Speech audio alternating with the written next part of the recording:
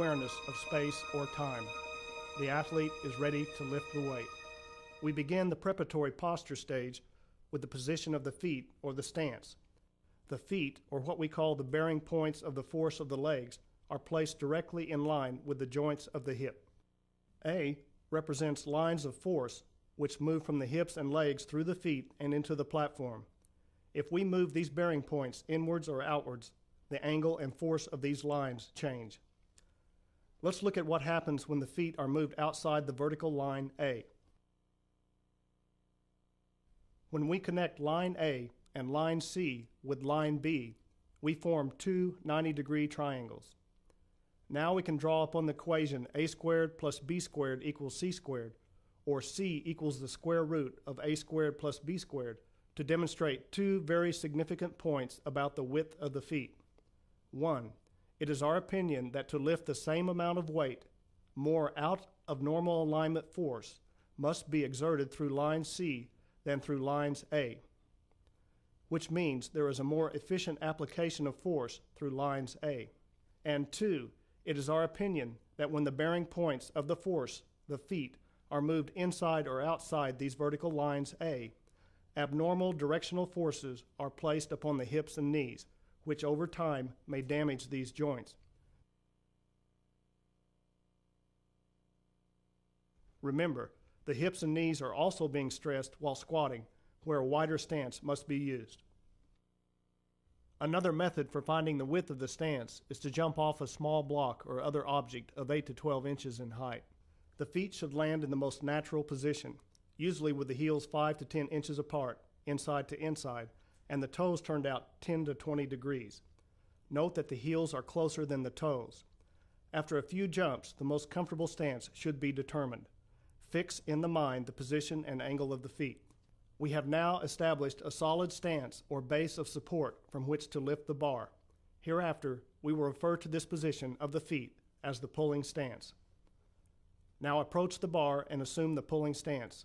The feet are placed under the bar so that, while standing erect, the point where the small toe attaches to the foot proper is ahead of the bar. Next, distribute the weight of the body equally on each foot. Feel the pressure throughout the entire sole with the focus or balance point somewhere in the middle of the arch. The shins are close to the bar, but do not touch at this time. Keep the knees loose and unlocked. They should angle out over the toes for proper tracking of the joint while squatting. Let the arms hang by the sides, loose and relaxed. We now arrive at what may be the single most important area of the human body when it comes to athletic movements, the center of gravity. Implanted into the mind of every Japanese martial arts student is the basic concept of hara, or koshi. These terms refer to an area located about 2 inches below the navel and extending around the lower torso. Think of the center of gravity as a point in the exact middle of the body. Anteriorly, this is an area located near the insertion point of the hip flexors, an area about midway between the pubic bone and the navel. It is from here where all actions of the human body emanate. Finding one's center of gravity is easily learned. Simply suck in the stomach and raise the chest, shoulders, and awareness towards the head. The center of gravity is raised and the body is top-heavy and feels disconnected from the ground. To lower the center of gravity, exhale and drop the chest and shoulders downwards. Focus all awareness into the pit of the abdomen. Next, imagine a zipper on a pair of jeans and go through the motion of zipping them up.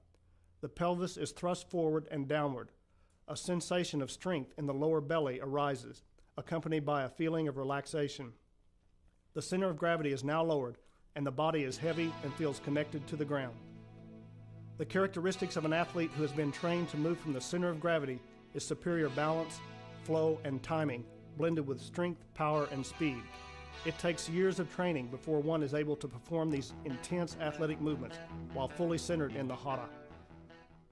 Next, fill the lungs with air and raise the sternum forwards and upwards. This action sets the pneumatic brace. Now contract the rhomboid muscles in the back to keep the chest high and the shoulders down and centered. Simultaneously, contract the erector muscles of the spine to arch and lock the back into a static position. Set the posture lightly at this time. Breathe normal and stay relaxed. While raising the chest, one has a tendency to forget the center of gravity. Combine the pneumatic brace with the center of gravity by breathing deeply, using the muscles of the diaphragm and the core. Emphasize long, slow exhalations. As the lungs are filled and the chest lifted, thrust the pelvis forward and downward. These two actions integrate supporting strength into the upper and lower body. The last part of the preparatory posture deals with the position of the head. Relax the muscles in the neck and shoulders. Align the head with the trunk. Look straight ahead and slightly up. Many athletes focus on some predetermined object to help their balance and stability while lifting. One last note: develop a mental checklist of the preparatory posture and go through it repeatedly until the whole procedure becomes automatic. The preparatory posture helps recruit more muscle fibers during the actual lift, which establishes a strong neuromuscular connection with all of the body links. The ability to set this posture quickly and simultaneously under any circumstance opens the door to higher levels of athletic performance, where mind, body, and spirit are one. The deadlift is the third stage of the setup phase. This movement is performed to safely and correctly lift the bar from the ground to the dead hang position. Before lifting an object off the ground, one must always consider the center of gravity. Every object has a center of gravity. While one is standing erect with the arms at the sides, the center of gravity lies directly within the middle of the body in an area about 2 inches below the navel and falls vertically over the base of the feet. The center of gravity of the bar is its center point. As long as the bar is resting on the platform, it and the human body are separate entities. However, when one begins to exert force and lift the bar from the platform, one must consider the combined center of gravity of the human body and the bar. The combined center of gravity is located at some point on a line connecting the center of gravity of the body and the center of gravity of the bar. If the bar is heavier than the body, the combined center of gravity will be closer to the bar, and there will be a strong tendency for the body to be pulled forward past the base of the feet. If the body is heavier than the bar, the combined center of gravity will be closer to the body. One should keep the bar as close as possible to the body without touching in order to bring the combined center of gravity of the bar and the body over the center of the base of the feet. The center of gravity and the combined center of gravity will be further explained in the lift-off movement. The first step in the deadlift movement is to find the width of the snatch grip. While holding a stick or light bar, set the posture and then bend at the knees, leaning slightly forward. Now slide the hands out until the center of the bar touches the front of the center of gravity. Now bump the bar lightly into the area to find the most comfortable position. A sort of pocket will be felt. The width of the grip is then memorized by referencing the markings on the bar. After determining the width of the grip, one should learn how to properly grip the bar. We recommend using the hook grip. The hook grip will secure the hands to the bar, especially during the explosive phase of the snatch lift. Be sure to tape the thumb before attempting to use the hook grip. Press the hand down on the bar as shown until the most comfortable position is found. Close the fingers around the bar. Use the index and middle finger to hook the thumb and lock it to the bar. Fan out the fingers so that the ring and little finger are not wrapped completely around the bar. This provides a more comfortable position for the wrist. The hook grip will be somewhat painful at first. Allow time for the hands to adjust. If the hook grip cannot be tolerated, we recommend the use of straps to preserve the hands, especially when lifting heavy weights and/or performing repetitions and multiple sets. The purpose of straps is to secure the wrist and hands to the bar. Hold the ends of one strap together and tightly wrap them either under or over the bar. Lock the strap into place by gripping the bar. Now the other hand will do the same independently. Warning: the explosive phase of the pull can cause severe blisters or tear calluses if tape and a hook grip or straps are not used. Many times a regular grip will not be strong enough to hold the bar during the explosive phase and can hinder the development of good technique and form. Now we are ready to deadlift the bar. Approach a regular bar and assume the preparatory posture. Bend over and grip the bar with the hook grip. Maintain the pulling stance and perform the following actions simultaneously. Flex the wrist and rotate the elbows to the sides. Contract the lats and the inner head of the triceps and tuck the bar towards the body with straight arms. We call this action the tri-lat tuck. Strongly reset the center of gravity and the pneumatic brace and hold the breath while arching the spine with a strong static contraction of the rhomboids and erector muscles.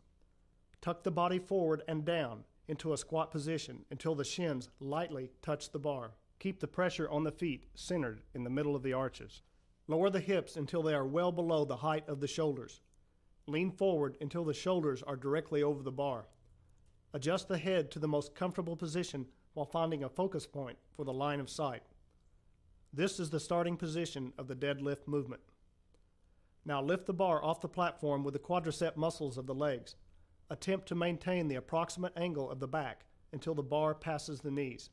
At this point, keep the back arched, relax the quadriceps, and straighten the trunk.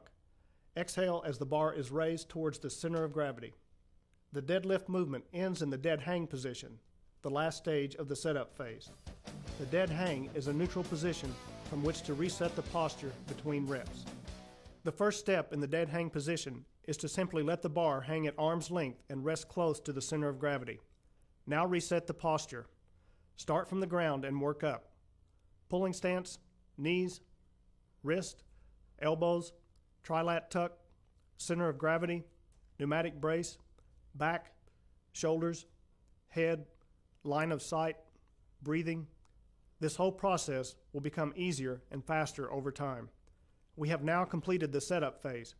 Hereafter, it is assumed that the posture will be set automatically in each position of the snatch lift. Whenever any part of the posture is broken, always return to the preparatory posture, deadlift, or dead hang position to reset. Remember, lifting even a light weight without first setting the posture is like building a foundation on sand. It won't support the weight.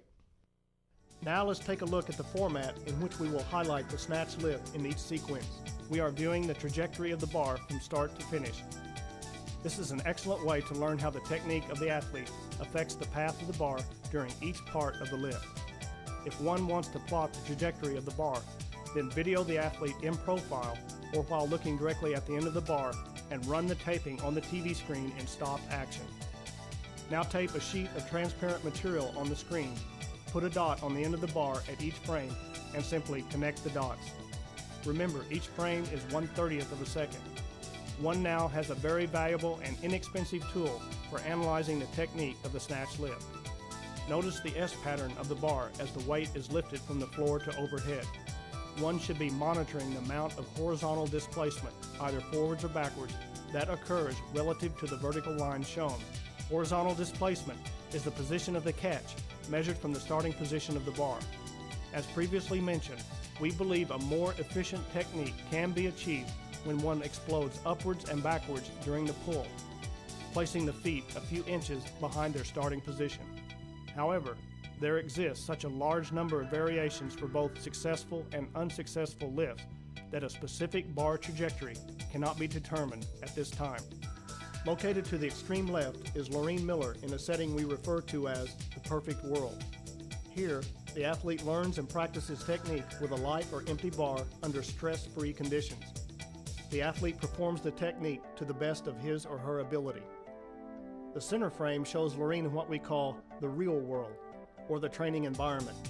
Any weak links are quickly exposed as the athlete strives to lift heavier and heavier weights. The goal is to maintain perfect technique and form while developing strength and power. This is where champions are made. The competition world is the last setting of our format, where maximum weights are attempted under the most intense conditions, that is, Olympic and international championships. On the right is Georgi Gardev from Bulgaria, an 85-kilogram world-class lifter who, in our opinion, employs the best technique in the snatch lift. These three settings provide an overview of the art of weightlifting and demonstrate the purpose of this video: to learn, practice, and perfect the technique and form of the snatch. Then use the lift to develop all of the athletic attributes necessary for competition in any sport at any level. Our journey begins at the explosion point, the heart of the snatch lift. The explosion point is the front outside area of the center of gravity. It is an area located midway between the pubic bone and the navel, close to the insertion point of the hip flexors. Deadlift the light bar to the dead hang position. Now lower the bar to the explosion point by bending the knees and leaning forward slightly. Next, Relax the